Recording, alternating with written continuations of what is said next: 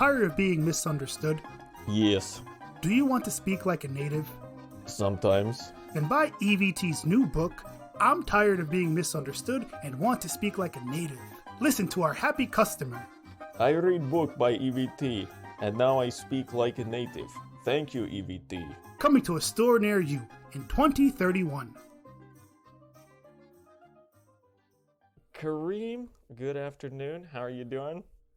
I'm doing well, Steve. Thank you for asking. Good afternoon to you too. Hello, audience. How are you doing today? So today we're going to be talking about living in another country and talking to people that you don't know, talking to strangers.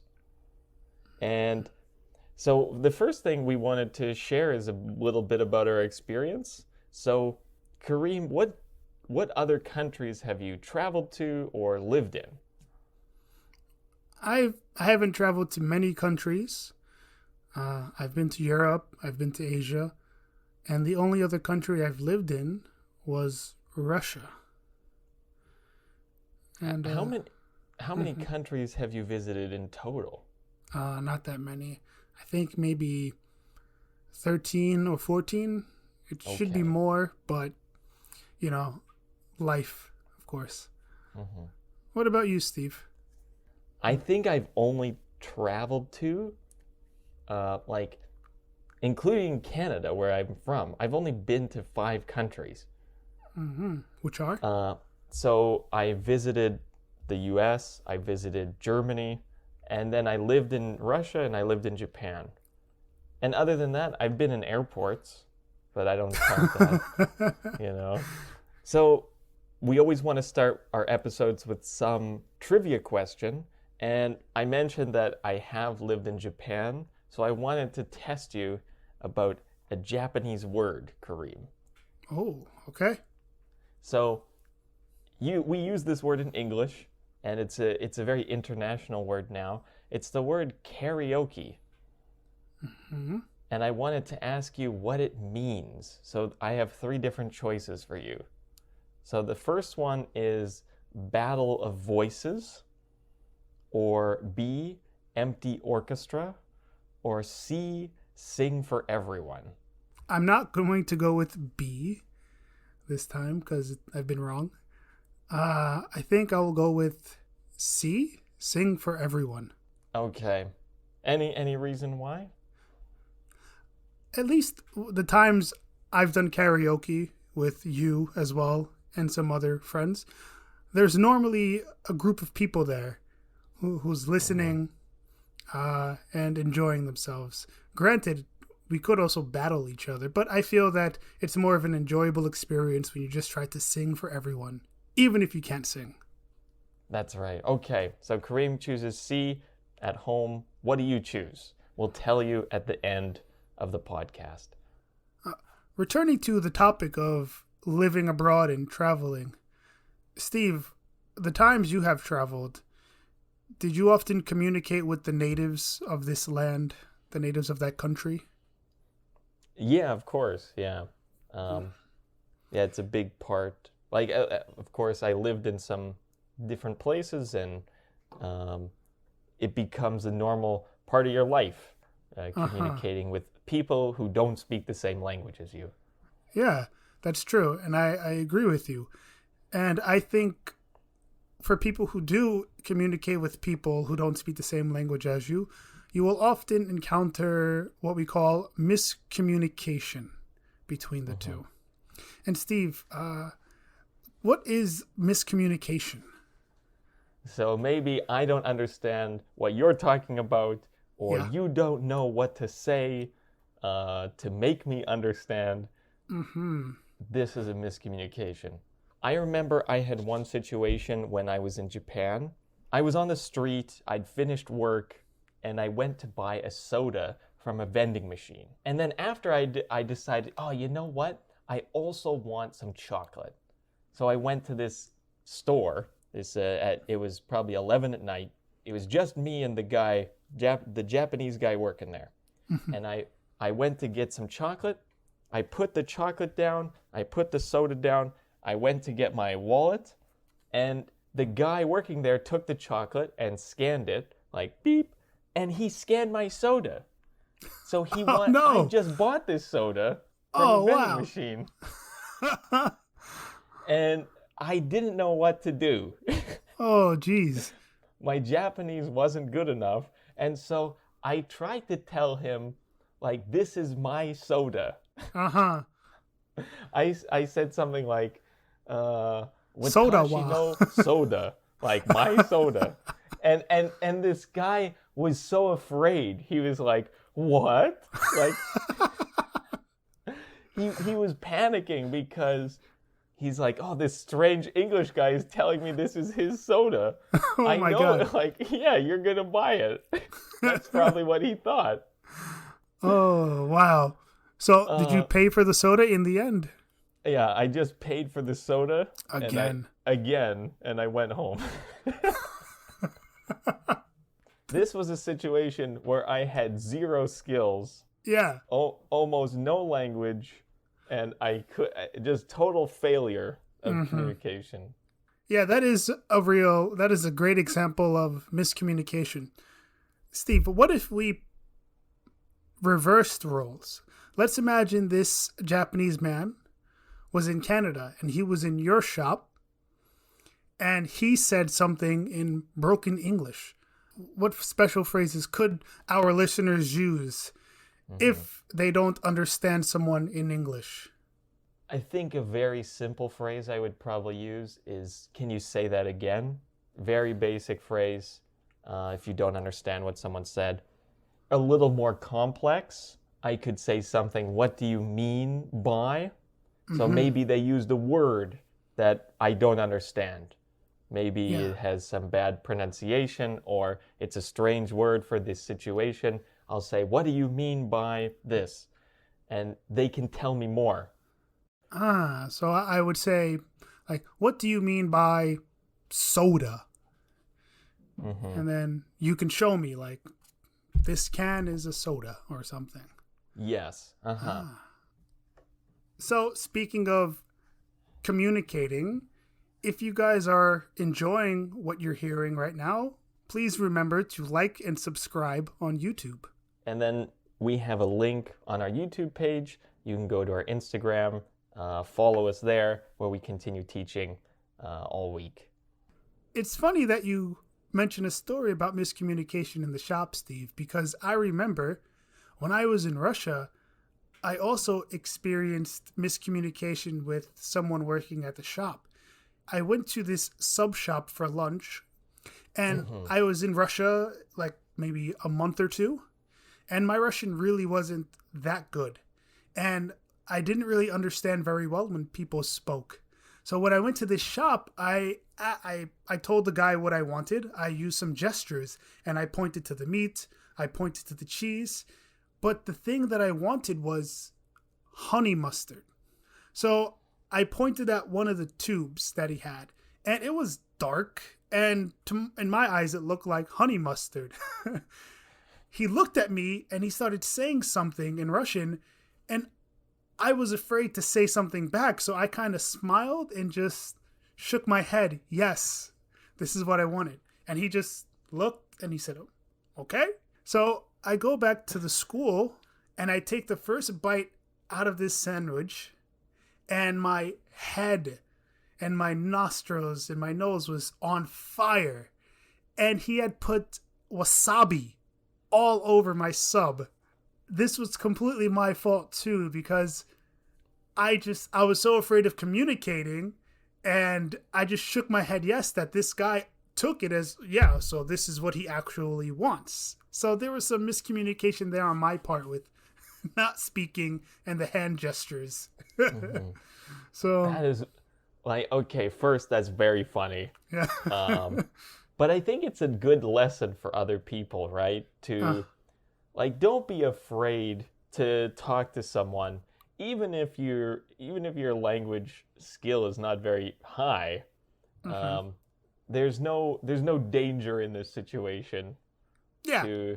To try to say what is it? Exactly. It's Yeah. wasabi. Oh, yes, of course. And wasabi in Russian and English would be very similar. Yeah. So it would be very easy to understand, oh, I don't want wasabi on my sandwich. So lesson learned. So Kareem, now you're not so afraid to speak other languages, like to strangers. So if you were in the same situation, you're ordering a sub, what would you say to this guy so that you can understand each other? Yeah, so of course, if in this situation, I'll of course say it in English. At this time now, I would probably ask him, or I would probably say, come again, which is a typical phrase that we use in the US, or actually in English, like come again? I didn't hear you. Or I would say something simple like, I'm sorry, what is that? I didn't understand. What is that? And this way he would be able to explain it to me. So we talked about some difficult situations when we couldn't communicate so well. And it sounds like for both of us, we had just started living abroad in some other countries, and we didn't really know what we were doing yet. So I wanted to share about a better situation I had after living in Japan for about 1 year. And it was a more challenging situation. I needed to send money from my bank in Japan to Canada. And in this situation, you need a lot of special vocabulary. One useful thing I did before was I tried to learn a bunch of words that I would need for this situation. So I know that I'm going to send money. So I'm going to find the word send, I'm going to find the word transfer. So I started by learning some of the useful words and phrases that I would need for that situation. Yeah. And then when I was there, it became kind of like a game for me, where it was, how can I make this person understand what I need, And I'm lucky because in Japan, the customer service is very high. And so when I'm trying my best to communicate, they were ready to listen and try to help, even though my Japanese was not super good. And I eventually I was successful and able to send the money to my bank in Canada. Yeah. Nice. See, that's really good that you decided to learn some words that you knew you needed to do this specific task. And I think that certainly made your life easier and the employees' lives as well. And I find it cool that you looked at this task as a game. You probably felt really good after that, after you were able to communicate. Yeah, absolutely. Yeah, it was an achievement. Like, I lived here for some time, and now I'm able to do something more complicated than just buying a soda, twice. Agreed.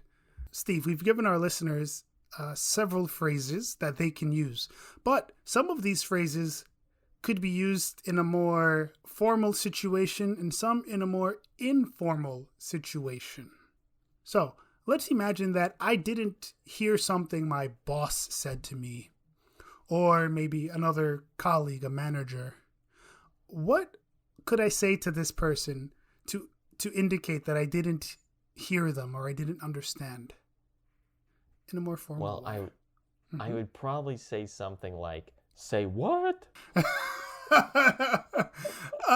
Steve, I think I have to disagree with you there with "say what." Oh man, why? Say what, everyone, say what is definitely more of an informal phrase you would use with friends and close people. And actually, I think it's commonly used in American English and apparently some Canadian English. Yeah. And I think it's also like you use it if someone says something you don't understand. It's also used to show surprise. Yes, that is a good point. Yeah, you are. So they give you some crazy news Like, oh, like Sam and Tony are getting married. You say what? What? Probably the most basic response that I could use, which would be polite and like relatively formal, would be something like, "Oh, I'm sorry, I didn't hear that," or can you say that again? Those would be good polite phrases that I would use. Previously, you mentioned the phrase "come again," which I think is a pretty polite and more formal phrase that I would use in a work situation or yeah. So if we're thinking about an informal situation, so someone on the street or some friendly guy, what phrases would you use, Karib, if you didn't understand someone? I think a typical phrase that we commonly use in English would be, I didn't catch that. Also, I would probably say something like, I'm not following. I'm sorry, I'm not following. And this That's also... a very useful. Yeah. That's a very useful phrase. Yeah. Yeah, it's... When I think about it, I'm sorry, I'm not following, can also be used in a formal situation as well. If someone is explaining some directions to you, some instructions, and it's difficult, we can say, sorry, I'm not following. It's hard for me to understand. One of my favorite informal phrases to use is, I missed that. It means, oh, I didn't understand what you just said, and I want you to repeat it. So you tell me something, oh, I missed that. Can you say that again? Yeah, that's a good one. Being able to communicate effectively is important. And it is important that you tell the person you don't understand what they're saying if you really don't. Because in the worst case scenario, you might have wasabi on your sandwich. So this week's trivia question was about the word karaoke. And I asked you what karaoke means. So option A, battle of voices. Option B, empty orchestra. And C, sing for everyone. So do you remember your answer? Yes, I chose C, sing for everyone. The correct answer is B. Are you serious, empty man? Orchestra. Come on. What is going on?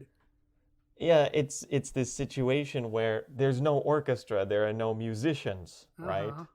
It's just like a recording of the music. So, and then you sing with the recording with the music, but there's no one playing the music. I don't know.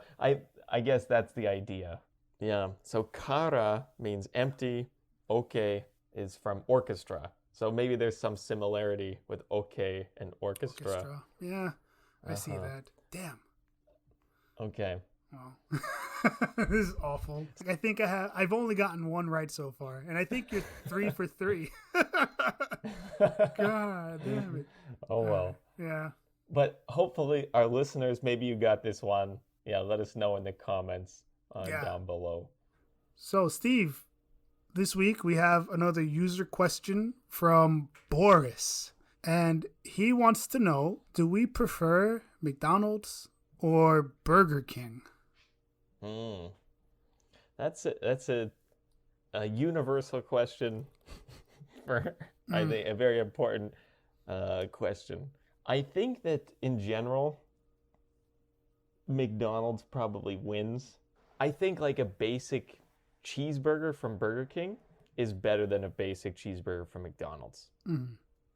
But I will always choose McDonald's fries over anything. So like for me, McDonald's will always win just because of the fries.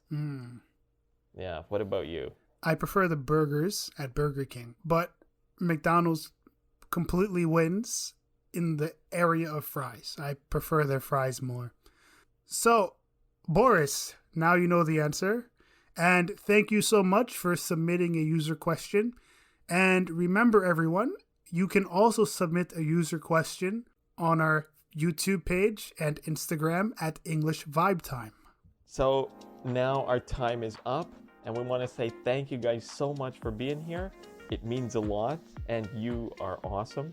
Yes, guys, and remember, not only can you find us on YouTube and Instagram at English Vibe Time, we also have our podcasts on Apple Podcasts, Spotify, and other podcast services. So if you enjoy what you hear, you can find us on there. Thank you guys so much, and we'll see you next time. Thanks, guys, for joining us. See you later.